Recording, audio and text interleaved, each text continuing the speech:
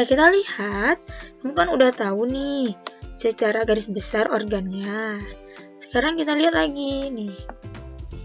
Kita lihat bagaimana makanan tersebut diolah. Oke, ini kalau ada yang mau screenshot, coba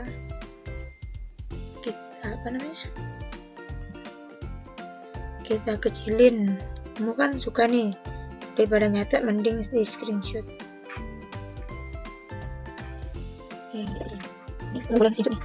Ya, berarti ya. Biar bisa. Coba sih, kita lihat. Tulisannya ini ada gambar kucing ya. Kenapa kita ambil gambar kucing? Ya nggak apa-apa. Kan pengolahan makanan pencernaan mamalia sama ya, nggak jauh beda. Palingan lebih kepada modifikasi organnya, tapi organnya sama, oke? Nah, ini gambar manusia, ini gambar kucing. Kenapa? Karena kita akan lihat bagaimana makanan tersebut diolah. Kita kasih warna yang berbeda biar mata kamu kelihatan bedanya. Kita udah bahas yang mana. Kalau kita bahas makanan, pasti ada pengolahan atau pencernaan. Pencernaannya ada berapa proses? Ada 4. Apa yang pertama? Ingesti. Pertama, ingesti. Apa itu ingesti? Adalah proses memasukkan makanan. Jadi kalau mau masuk pencernaan mungkin dong makanannya nggak masuk. Jadi proses masuknya makanan itu disebut ingesti. Di sini kalau kamu makan roti, di sini proses kamu masukin makanan ke sini namanya ingesti. Oke. Lanjut. Ada namanya digesti. Apa itu digesti? Proses pencernaan. Di sinilah makanan kamu dicerna.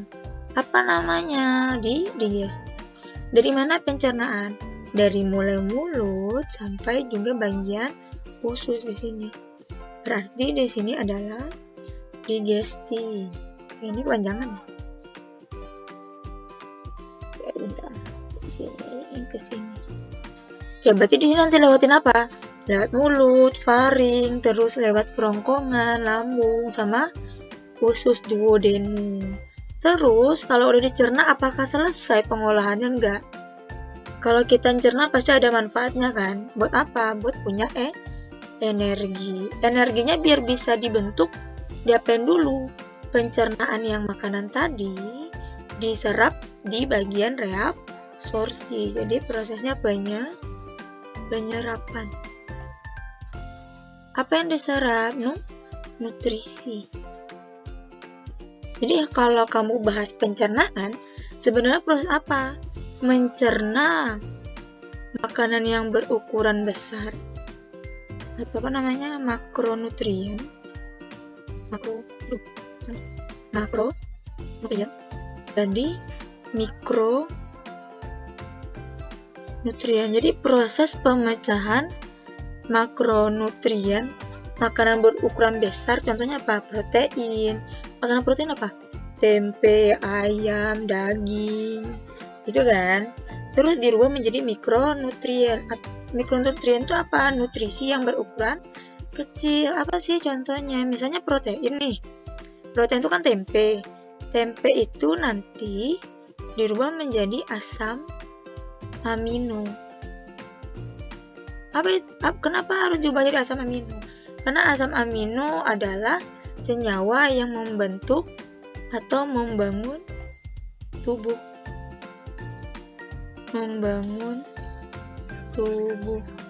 Apa contohnya membangun tubuh? Misalnya buat enzim nih, kita kan butuh enzim tadi. Terus buat hormon, kamu punya hormon kan? Kalau kamu merasakan cemas, merasa bahagia, itu kan berhubungan dengan hormon kan? Penting kan kalau nggak ada hormon, makanya asam amino ini sangat diperlukan. Dapatnya dari mana? Ya dari makanan-makanan yang makronutrien. Contohnya tadi apa? Selain tempe, misalnya daging-dagingan, terus ikan lagi. Misalnya kalau yang makronutrien yang lain deh, misalnya sering mau makan nih nasi. Nasi itu makronutriennya berupa Karbohidrat. Apa fungsi karbohidrat? Nantinya akan dipecah menjadi mikronutrien berupa glukosa. Kenapa sih penting banget kita makan glukosa? Glukosa itulah bahan utama untuk membuat energi. Nggak ada energi, nggak bisa beraktivitas. Nggak bisa beraktivitas, gimana kamu bisa melakukan hal-hal yang hidup? Makanya penting kamu makan. Oke, jadi ini ya konsep utamanya. Sekarang kita lihat, jadi nutrisinya itu udah dalam bentuk mikronutrien. Jadi nutrisinya apa? Misalnya glukosa, terus tadi asam amino, terus nanti kalau kamu makan lemak nanti ada asam lemak. Oke, itu nanti diserap di proses penyerapan. Di mana? Di usus halus. Bagian mana? Bagian jejunum sama ileum.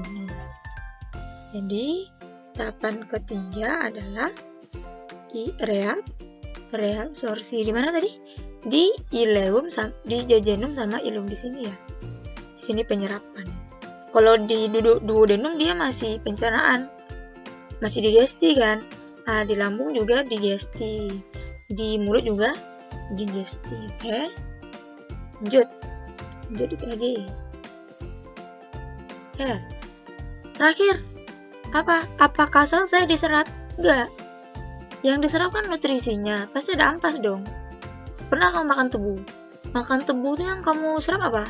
Yang kamu hisap air gulanya kan? Ada kamu makan seratnya? Enggak kan? Jadi juga sama di sini ya. Makanan yang kamu makan itu ternyata tidak semuanya diperlukan oleh tubuh. Ada ampas. Ampasnya itu dibuang di proses eliminasi. Jadi proses pembuangan apa tadi?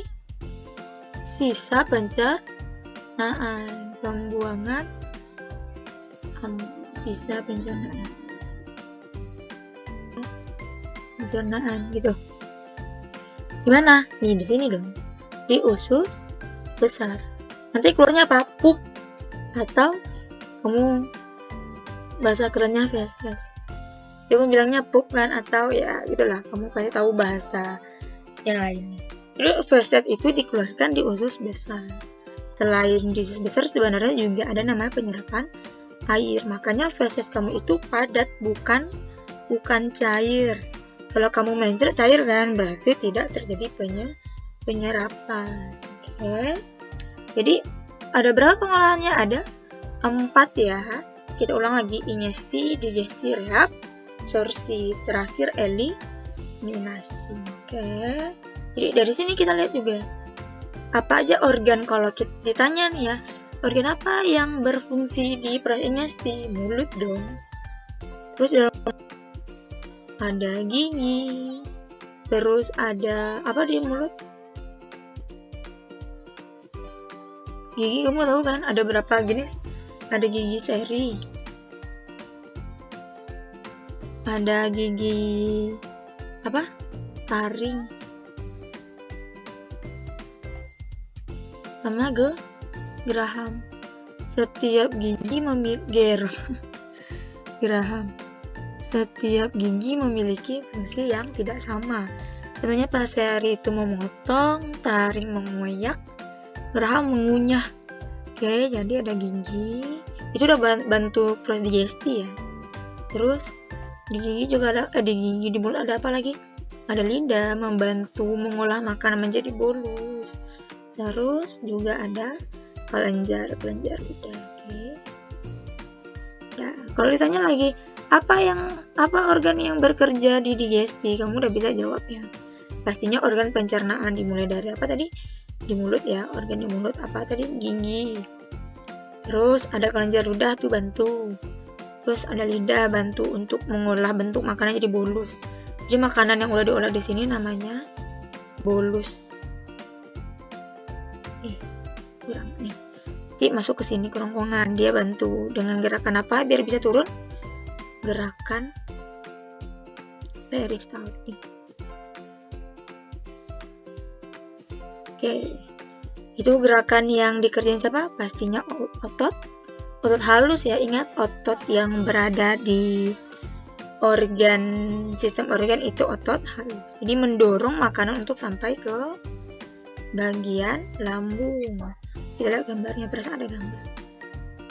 Oh nih. Bentar. Nih. Ini ibaratnya bolus, ini kan bolus ya. Ingat, makanan yang udah ditambah enzim, udah dicerna membentuk padatan namanya bolus. Bolusnya masuk ke area kerongkongan. Jangan salah ya, ini tenggorokan. Kita yang kerongkongannya. Jadi ketika makanannya belum masuk, dikunci dulu di ototnya di sini. Nanti kapan dia akan terbuka? Ketika makanannya mulai masuk nih, berpindah kan, berarti kebuka dong. Kalau udah berpindah, apakah ini terbuka? Nggak, kekunci lagi. Jadi sistemnya kayak sistem buka tutup gitu. Pernah lihat tol tuh sistem buka tutup kan gitu. Jadi kalau misalnya ada mobil, baru palangnya kebuka. Kalau misalnya nanti mobilnya pindah, baru palangnya nanti tutup lagi gitu. Jadi itu kayak tol. Nah, siapa yang buat sih otot kayak gini? Ini otot polos.